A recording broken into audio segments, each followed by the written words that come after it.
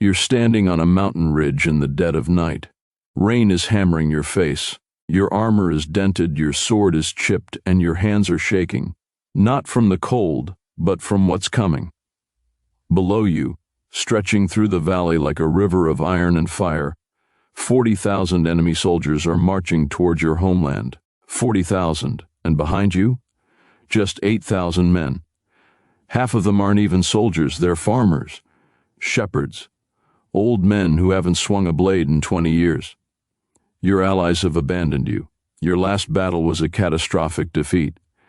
And the man leading that massive army down there, he's not some stranger, he's your own nephew, the boy you raised like a son.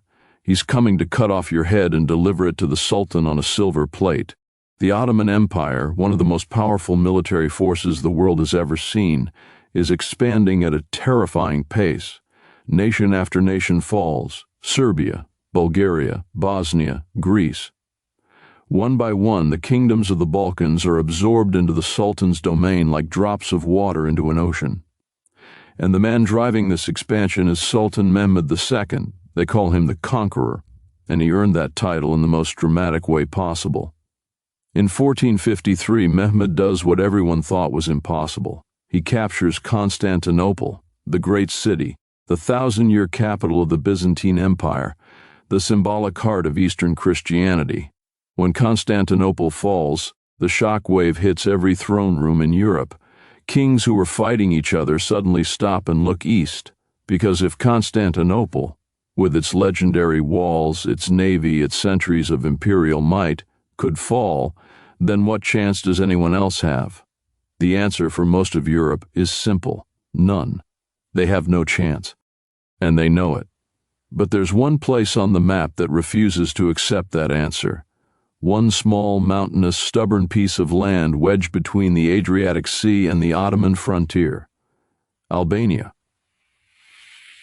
Now, Albania in the 15th century isn't a powerful kingdom.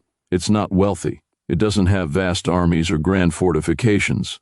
What it has is mountains, dense, brutal, unforgiving mountains covered in forests so thick that sunlight barely reaches the ground. And it has people who have been fighting for survival for so long that resistance isn't a choice anymore. It's a reflex. It's in their blood. It's woven into the stones of every village. And at the center of this resistance stands one extraordinary man, Gjergj Gastrioti, known to history as Skanderbeg. And his story, listen to me carefully, his story is one of the most remarkable stories of any military leader who ever lived. Here's what makes it extraordinary. Skanderbeg wasn't born into rebellion. He was made by the very empire he would later fight. As a young boy, he was taken from his family by the Ottomans. This was standard practice. The Sultan would take the sons of conquered Christian lords, bring them to his court, convert them, educate them, and turn them into loyal servants of the empire. It was a system designed to crush future rebellion before it could even begin. And with young Gjergj, it seemed to work perfectly. He was sent to the Sultan's court in Edirne. There he learned the Turkish language fluently. He studied military tactics, strategy, logistics, everything the Ottoman war machine had to offer. And he was brilliant at it. So brilliant that they gave him a name that carried enormous weight: Iskender Bey, Lord Alexander. They were comparing this Albanian boy to Alexander the Great himself. Under the banner of the Crescent, he commanded Ottoman troops in battle after battle and won. He was one of them, trusted, respected, feared. But something was happening inside him, something the Sultan's teachers couldn't see and couldn't control. Maybe it was the memory of his homeland. Maybe it was watching his own people suffer under the same empire that praised him. Maybe it was something no historian can ever fully explain. Whatever it was, it reached a breaking point, and when it broke completely. Skanderbeg deserted the Ottoman army. He rode north through hostile territory, fighting his way back to Albania. He reached the fortress of Kruja, seized it, raised the banner of the double-headed black eagle, the ancient symbol of his people, and declared open war on the most powerful empire on the planet. Just think about that for a second. This man had everything the empire could offer: power, prestige, comfort, a future. And he threw it all away to lead a rebellion that, by every rational calculation, had almost no chance of success. For more than 20 years he held them off. 20 years. Battle after battle, campaign after campaign, the Ottoman war machine threw everything it had at Albania, and Skanderbeg found a way to survive. He used the mountains like a weapon. He turned Albania's greatest weakness, its poverty and rough terrain, into its greatest strength. His fighters knew every trail, every cave, every river crossing. They struck fast and vanished. They ambushed supply lines. They harassed larger forces until those forces made mistakes, and then they punished those mistakes with devastating precision. Europe watched in disbelief. The Pope called him the champion of Christendom. Kings sent letters of admiration. But here's the bitter truth that nobody likes to mention. Almost none of them sent actual help. A few coins here, a vague promise there, but when it came to putting soldiers on the ground, Europe left Albania to bleed alone. And by the mid-1450s, the bleeding was getting worse.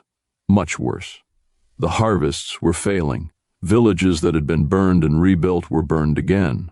Young men who should have been tending crops were dying on battlefields instead. The alliances Skanderbeg had carefully built with Venice and Naples crumbled one by one. Albania was running out of everything: food, weapons, allies, and time. Then came the disaster that nearly destroyed everything. In 1455, at the fortress of Berat, Skanderbeg made a rare but devastating mistake. The Ottoman commander there set a trap, and for once the master of ambushes fell into one himself. His army was surrounded and crushed. The survivors fled into the mountains with nothing but the clothes on their backs. Across the Balkans, word spread fast. Skanderbeg is finished. The Lion of Albania has finally been brought down. In taverns and marketplaces from Thessaloniki to Belgrade, people spoke of it as a certainty. The rebellion was over. But the deepest wound, the one that truly threatened to destroy him, didn't come from an Ottoman sword. It came from his own blood. Hamza Castrioti, his nephew, a young man of sharp intelligence and burning ambition. Skanderbeg had raised him, trained him, trusted him with his inner circle.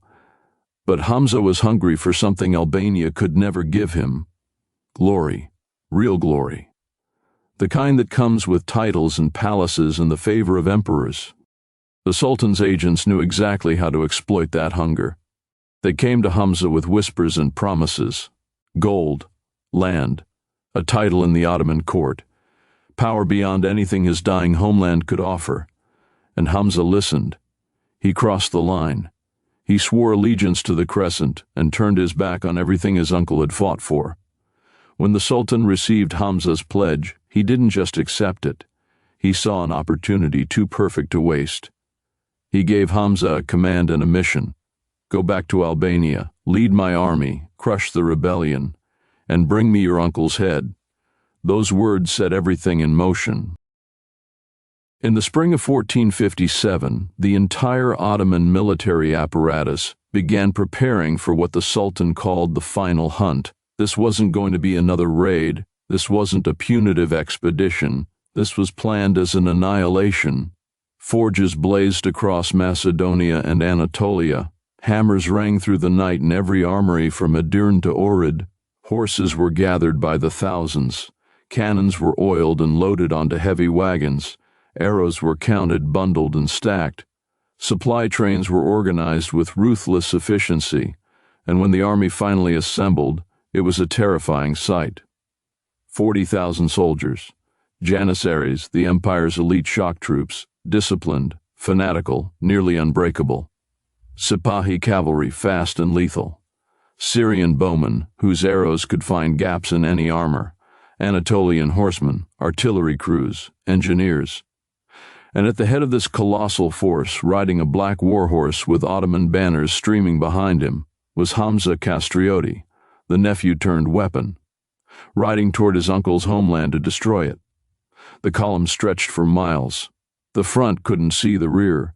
The sound of drums and marching feet and grinding wagon wheels could be heard from hilltops miles away. Around their campfires at night, Ottoman officers laughed with easy confidence. They saw this campaign as a formality, a parade, the final spear thrust into a dying animal. They bet each other on how quickly it would be over. Some swore they'd bring Skanderbeg back alive in chains.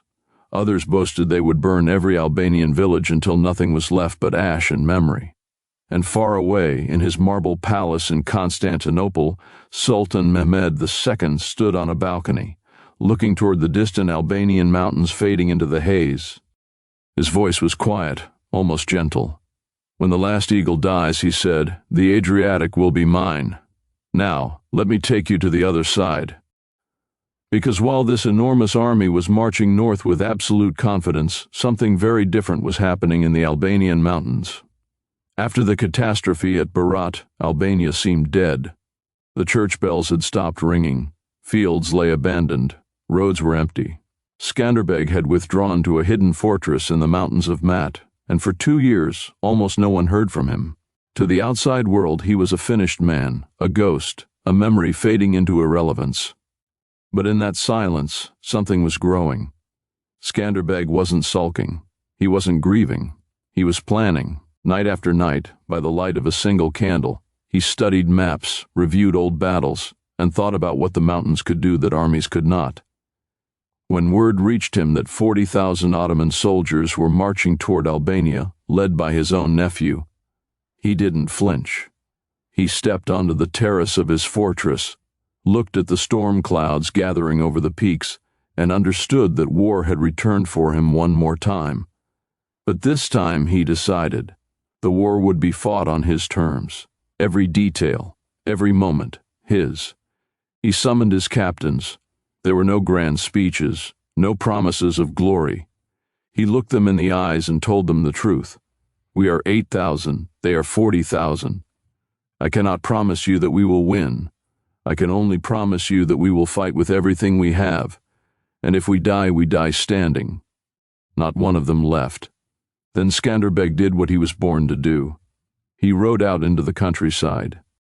For days he moved through valleys and over ridges, studying the terrain with the obsessive attention of a man whose survival depends on knowing every shadow and every stone. And deep between 2 forested ridges he found it. A narrow gorge choked with ancient pine trees, hemmed in by steep, rocky slopes on both sides. Albulena.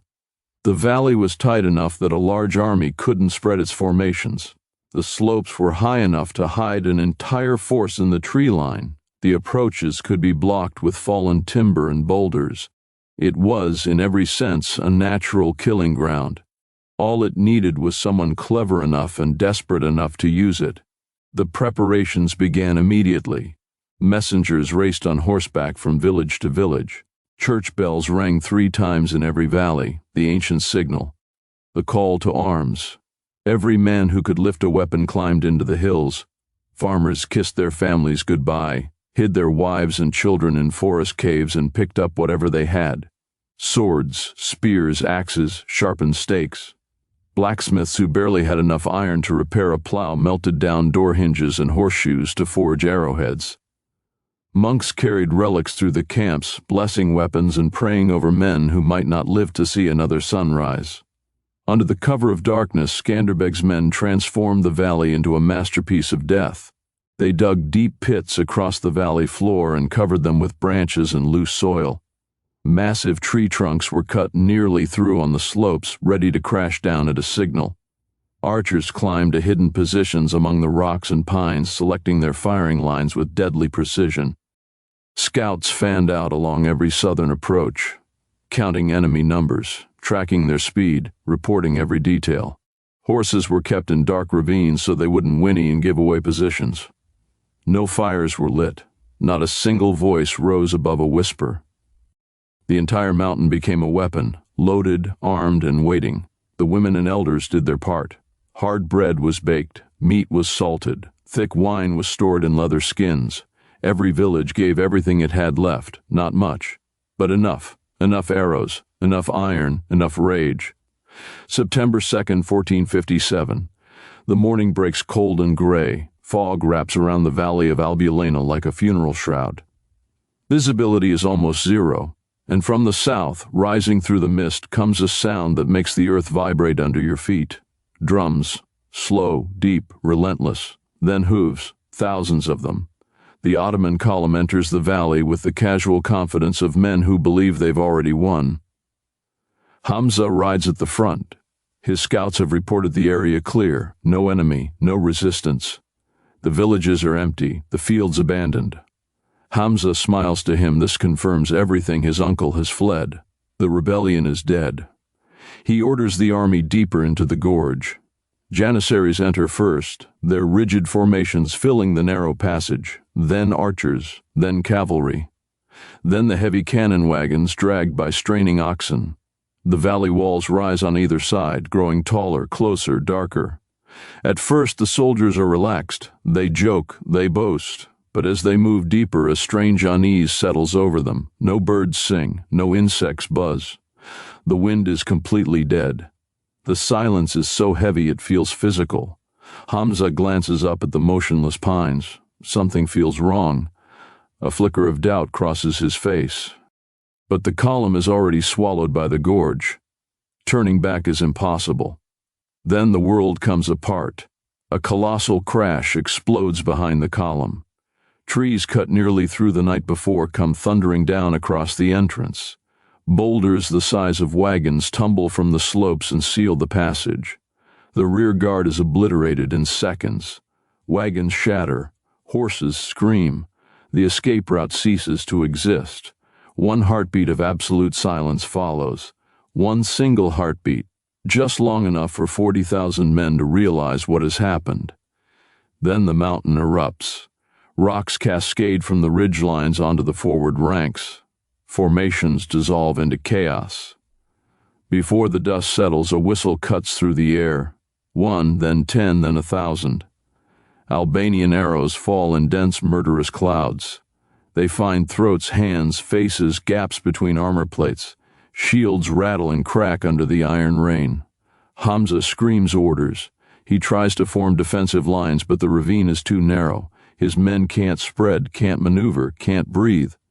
Then at the far end of the gorge, a small group of Albanian horsemen appears. They fire a few arrows and pull back in apparent panic. Hamza sees an opening. He orders a charge. The Janissaries surge forward, and the ground vanishes beneath them. Hidden pits swallow men and horses in a chaos of snapping wood, shattering bone, and screaming. Those behind keep pushing forward, unaware. The entire formation buckles and collapses. That's when the real assault begins. Albanian cavalry explodes from both flanks, pouring down the slopes like twin avalanches. Sabers raised, Skanderbeg's name roaring from every throat. The impact is annihilating. The exposed Ottoman lines shatter on contact. Men fall. Horses collide. The valley becomes a pit of dust and blood and fire. The fighting goes close quarters. Savage.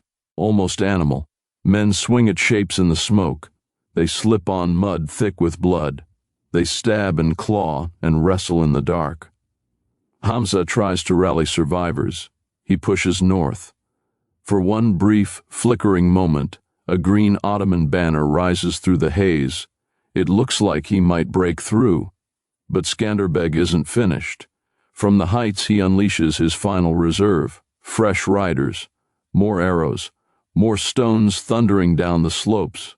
The circle closes. Daylight dies. Rain begins to fall. Thin, cold, relentless. And still the killing continues. Night falls. Torches gutter out in the mud. Men fight by sound alone. The battle dissolves into 1,000 separate nightmares. Skanderbeg moves through the darkness, waiting. Around midnight, silence falls. Then 100 horns split the air. The Albanians attack from every direction with blazing torches. The mountainside ignites. The Ottomans, blind, broken, exhausted, crumble completely. Hamza attempts a final breakout. His horses sink in the mud. Arrows find his officers in the dark. He looks one last time at the mountains of his childhood, and the night swallows him. When dawn breaks, the valley of Albulena is silent. Mist hangs over the dead. Crows circle above the pines. The stream runs red. Skanderbeg dismounts and walks alone across the soaked ground. His sword is heavy. His face carries no joy.